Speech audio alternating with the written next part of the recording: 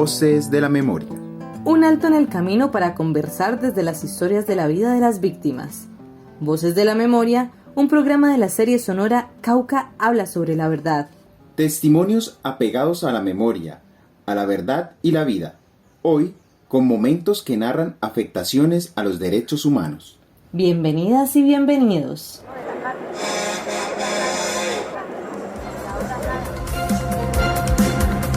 Y mucha atención, que a esta hora pudimos conocer que en el departamento del Cauca, más precisamente en las veredas El Carmelo y La Pedregosa, el accionar del bloque Calima deja en su incursión a estos territorios campesinos hechos que, según autoridades locales, empezaron a registrar desde el día 19, cuando los paramilitares asentados en una vereda del municipio de Buenos Aires, al norte del Cauca, llegaron a estas poblaciones supuestamente con el propósito de erradicar de la zona a la insurgencia. Sin embargo, solo se conoce de víctimas en la población civil, la mayoría de ellos líderes comunitarios. Estaremos ampliando esta información en nuestra emisión del medio. Con estos testimonios que nos hablan de la afectación a la comunidad de La Pedregosa en el municipio de Cajibío, Cauca, por parte del bloque Calima, una organización paramilitar que luego de sembrar el miedo, promover el desplazamiento y realizar masacres en el valle, también hizo presencia con sus actos violentos en el Cauca. Damos inicio a nuestro diálogo, que nos ubicará en un territorio donde esta agrupación paramilitar continuó su recorrido de muerte y de violación a los derechos humanos. En el Cauca,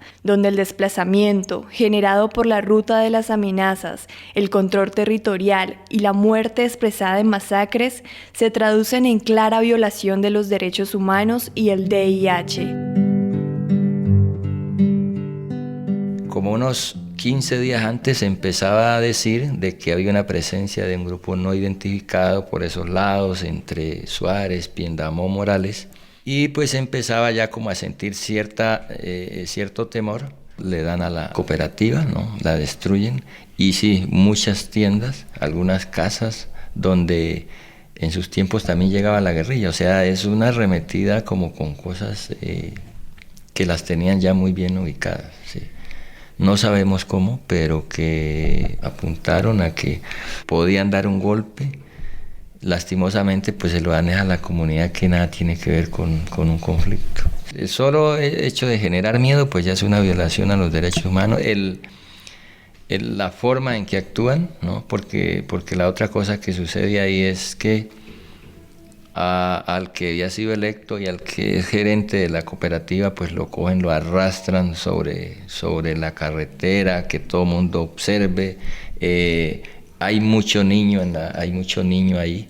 Entonces los niños, como que eso les genera un trauma terrible. O sea, yo creo que hasta ahora no ha pasado eso, y por eso mucha gente no quiere volver a la zona. Según me contaba usted, una masacre precedida de tortura, de total indefensión de las personas que atadas fueron arrastradas y luego asesinadas, un escenario de flagrante violación a los derechos humanos e infracción al VIH. Y como estamos hablando de lugares en donde el fenómeno del paramilitarismo causó con su accionar masacres y desplazamientos, escuchemos la voz de la Comisión de la Verdad sobre el contexto en el cual se desarrollan los hechos que tienen que ver con esta afectación a los derechos humanos. De acuerdo con fuentes consultadas por la Comisión de la Verdad, el 23 de noviembre los paramilitares del bloque Calima llegaron a la vereda Santa Catalina de La Pedregosa, entraron a la casa de uno de sus habitantes, lo encerraron en una pieza de la casa, retuvieron también a sus 2 hijos, hombres. Ellos fueron amarrados y torturados hasta la mañana siguiente, cuando se los llevaron para La Pedregosa.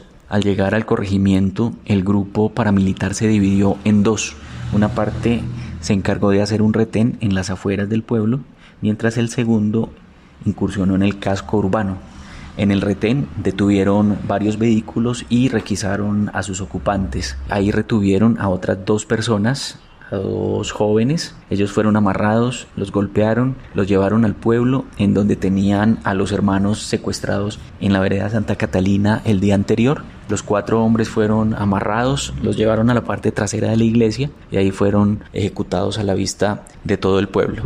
Eso fue una cuestión muy rápida, porque justamente al otro día pues sacan a los muchachos, los pasean por el centro poblado. También hay que decir que estaba en esos momentos la columna Jacobo Arenas en la zona, y lo que se produce ahí es un choque, ¿sí? Es un choque, es un enfrentamiento en el centro poblado, estando los señores estos retenidos, pero fuera de eso, entonces los paramilitares logran hacer un retén sobre la vía, porque estaban sobre la vía que conduce de Buenavista y pasa por La Pedregosa, sube al casco urbano de Cajibío, y ahí pues entonces cogen otros 2 señores de otra vereda. Uno, pues un muchacho intentó escapar pues al retén y lo cogen. El otro por cruzar algunas palabras, y los llevan hasta cierto sitio, y es cuando entonces se agudiza más el choque, porque entonces la guerrilla empieza como a combatir para ver cómo logran, digamos, sacar al grupo paramilitar, pero es un enfrentamiento de 12 horas prácticamente. Lo que se produce ahí es mucho temor, y lógicamente a partir de ahí se da un desplazamiento masivo, o sea, muchos de las personas que vivían ahí cerca salen, se desplazan hacia distintas ciudades. Algo otros pues salen después, porque lo que se sigue dando ahí es como que entonces ya el territorio empieza a ser disputado. Hagamos memoria, vayamos un tiempo atrás para decir que la presencia paramilitar se hace visible en el Cauca luego de su accionar en el Valle del Cauca. Un grupo de 54 hombres llega desde las montañas de Tuluá y se instala como Frente Farallones en Buenos Aires, Santander de Quilichao y Puerto Tejada. Tiempo después, se fueron extendiendo hacia el sur del Cauca. Ese grupo de paras, esos eran puros muchachos que venían como del Urabá, como de Córdoba, pues, porque la gente decía que ellos venían de allá y uno les escuchaba el acento como costeños, como gente del norte. Y ellos primero se instalaron en Buenos Aires, en el municipio de Buenos Aires, en una vereda que se llama San Miguel. En la vereda San Miguel, allí aterrizaban los helicópteros, porque ellos allí tenían como una base de entrenamiento, era como una base militar, y esa base quedaba en una hacienda, que esa hacienda era de la familia Chaus Mosquera. Si bien es cierto que existe un proceso judicial en contra del exgobernador, tal como lo cuentan los medios, entonces la pregunta es, ¿por qué Cajibío es tomado por el paramilitarismo? Vamos por el comienzo. Y es que lo primero que hay que entender es que Cajibío está ubicado ahí al piecito en plena cordillera. Y pues eso es estratégico para los actores del conflicto, por lo que tiene que ver con la conexión al mar, al Pacífico. Y lo otro es que usted no puede olvidar que Cajibío pues está ahí pegadito a la Panamericana, y también cerquita a Popayán, que es la capital del Cauca. Yo digo que es lo que también yo he escuchado por ahí, los paramilitares venían a acabar con las FARC. Pero resulta que ahí sí, como dice el dicho, pues terminaron echándole fue gasolina al incendio. Porque ¿qué pasó? Lo que acabó de pasar fue que con todo eso acabaron el tejido social. Acá en el territorio, como campesinos, ya estábamos creciendo, estábamos organizándonos, ya estaban andando las juntas de acción comunal, la cooperativa, estaba también la movilización del suroccidente del 99. El año 99 es un año histórico para el municipio. Se empieza a gestar entonces también ya todo el tema electoral, y donde La Pedregosa marca también su ritmo, y como le digo, también con la propuesta de alcaldía, con la propuesta de consejo, o sea, creemos de que por parte del actor que comete la masacre, como que temen que La Pedregosa va a ganar espacios ahí, y entonces como que eso es una de las formas de cortarle las alas. Pero, ¿cuál es el patrón identificado desde la Comisión de la Verdad en torno a estos hechos y demás circunstancias narradas? Acciones como las de Cajibío han sido recogidas por la Comisión de la Verdad en el patrón de violencia paramilitar. Este recoge dinámicas de creación de estos grupos a partir de alianzas, en algunos momentos auspiciado por agentes del Estado, élites regionales, sectores del narcotráfico, entre otros grupos, quienes desarrollaron estrategias de terror como masacres, desplazamientos masivos por el control territorial de las poblaciones, de las instituciones del Estado o de las rentas públicas, incluso de negocios estratégicos estratégicos en algunos territorios. Este patrón pasó por distintos periodos y diferentes modelos específicos de acuerdo también a las dinámicas de cada uno de los territorios. Los grupos paramilitares también se usaron para ejecutar la llamada guerra sucia, en donde no se confrontaba directamente los grupos subversivos, sino que se golpeaba a las comunidades locales. Utilizó mecanismos como el asesinato, la desaparición, el destierro, los desplazamientos colectivos, las amenazas a líderes en el contexto del conflicto armado interno.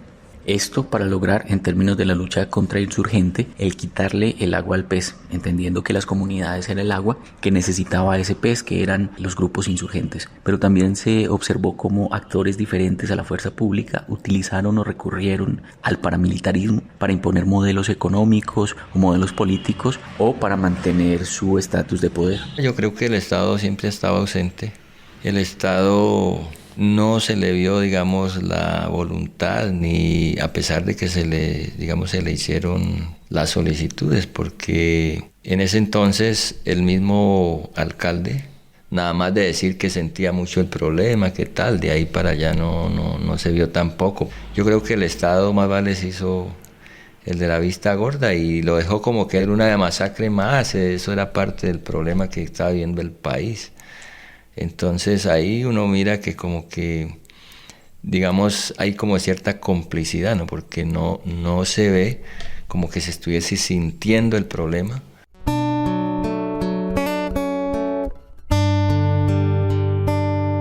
Bueno, estamos aquí hablando de 21 años, ¿no? Que fue cuando sucedió esto. Es un tiempo que realmente para nosotros creemos que de no haber sucedido estas cosas, la zona como tal hubiese podido desarrollar mucho más y apostarle y aportarle, digamos, al desarrollo del municipio.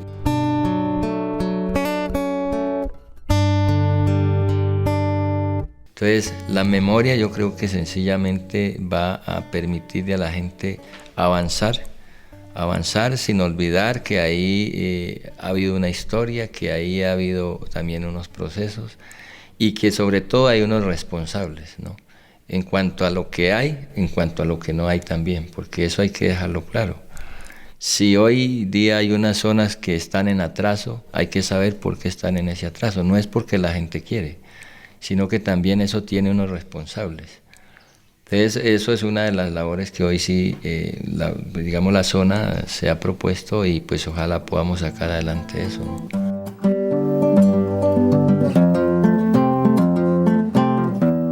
Hasta aquí, Voces de la Memoria. Un alto en el camino para conversar de las historias de la vida de las víctimas. Voces de la Memoria, un programa de la serie sonora Cauca habla sobre la verdad. Serie sonora producida por Fundeurka Ordeurka. Con el apoyo de la Comisión de la Verdad y Diaconía Suecia.